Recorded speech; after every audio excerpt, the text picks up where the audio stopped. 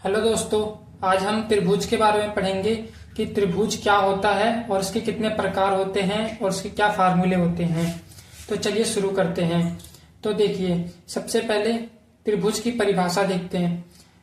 तो इसकी परिभाषा क्या है कि तीन भुजाओं की बंद आकृति को त्रिभुज कहते हैं। इसकी परिभाषा है तीन भुजाओं की बंद आकृति को त्रिभुज कहते हैं। जैसे कि ये एग्जाम्पल दिया गया है, ये ए बी सी, इन कोणों का नाम दिया है हमने ए, इस कोण का नाम बी, इस कोण का नाम सी।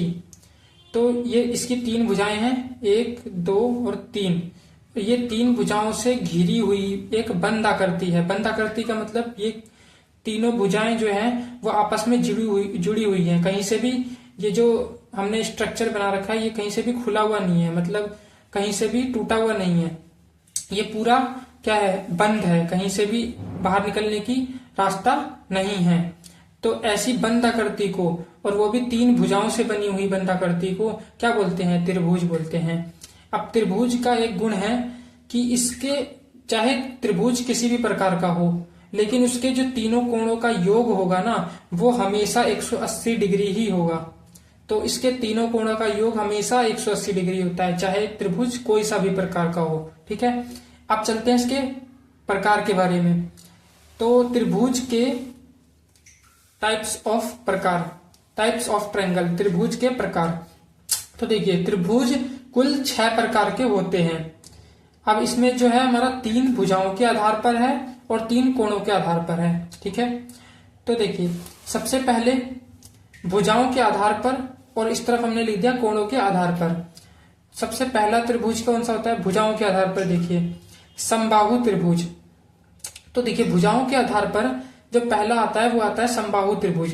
तो समबाहु त्रिभुज क्या होता है कि जिसकी तीनों भुजाएं बराबर होती हैं। ठीक है, जिसकी तीनों भुजाएं बराबर हों, ऐसे त्रिभुज को हम बोलते हैं समबाहु त्रिभुज। एक त्रिभुज है, उसकी तीनों भुजाओं की लंबाई जो है वो समान है, तो उसको हम समबाहु त्रिभुज कहते हैं।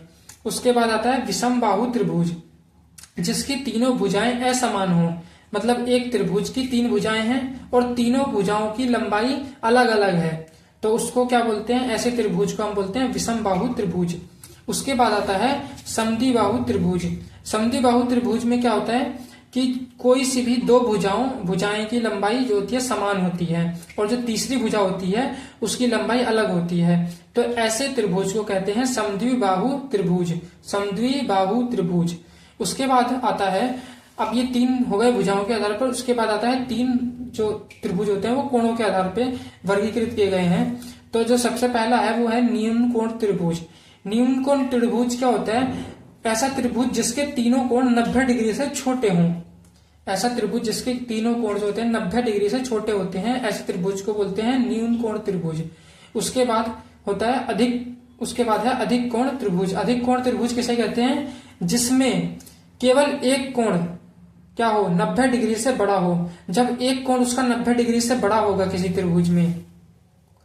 भी त्रिभुज में अगर एक कोण उसका 90 डिग्री से बड़ा होगा, तो बाकी जो 2 कोण बचेंगे वो दोनों 90 से छोटे बचेंगे। लेकिन उन दोनों का योग क्या होगा? उन तीनों का योग क्या होगा? 180 डिग्री होगा। लेकिन एक कोण 90 से बड़ा होगा और बाकी 2 कोण 90 से छोटे होंगे, ये तो निश्चित है। ठीक है, उसके बाद ऐसे त्रिभुज को हम बोलेंगे अधिक कोण त्रिभुज। उसके बाद आता है समकोण त्रिभुज। तीसरा है समकोण त्रिभुज। तो समकोण त्रिभुज किसे कहते हैं? ऐसा त्रिभुज जिसमें एक कोण 90 डिग्री का हो। ठीक है, तो ऐसा त्रिभुज जिसमें एक कोण 90 डिग्री का होता है और बाकी 2 कोणों का योग 90 डिग्री होता है, तो उसको बोलते हैं हम समकोण त्रिभुज। अब ये हो गए कुल 6 प्रकार के त्रिभुज। उसके बाद आता है त्रिभुज के फार्मूले। अब त्रिभुज के कुल 3 फार्मूले ऐसे हैं जो सभी त्रिभुजों पे मान्य हैं, सभी त्रिभुजों के लिए सत्य हैं। 6 के 6 त्रिभुजों के लिए ये फार्मूले मान्य हैं। ठीक है, तो वो फॉर्मूले कौन से हैं? तो सबसे पहला फार्मूला है कि भुजाओं का ये त्रिभुज का परिमाप।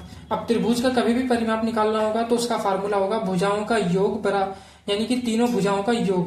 ठीक है, जो भी 3 भुजाएं हैं उनका योग क्या होगा? वो हमेशा त्रिभुज के परिमाप के बराबर होगा। उसके बाद त्रिभुज का क्षेत्रफल कभी भी निकालना हो तो फार्मूला होता है 1/2 गुणा आधार गुणा ऊंचाई।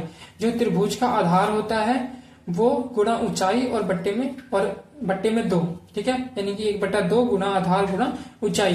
जैसे कि ये त्रिभुज है, इस त्रिभुज में ऊंचाई क्या होगी, ये हो जाएगी ऊंचाई इसकी, ठीक है, ये इसकी ऊंचाई हो जाएगी। यानी कि किसी भी त्रिभुज में एक भुजा के ऊपर 90 डिग्री का कोण बनाते हुए उसके शीर्ष से मिलाने वाली जो रेखा होगी वो होगी ऊंचाई उसकी, उस त्रिभुज की।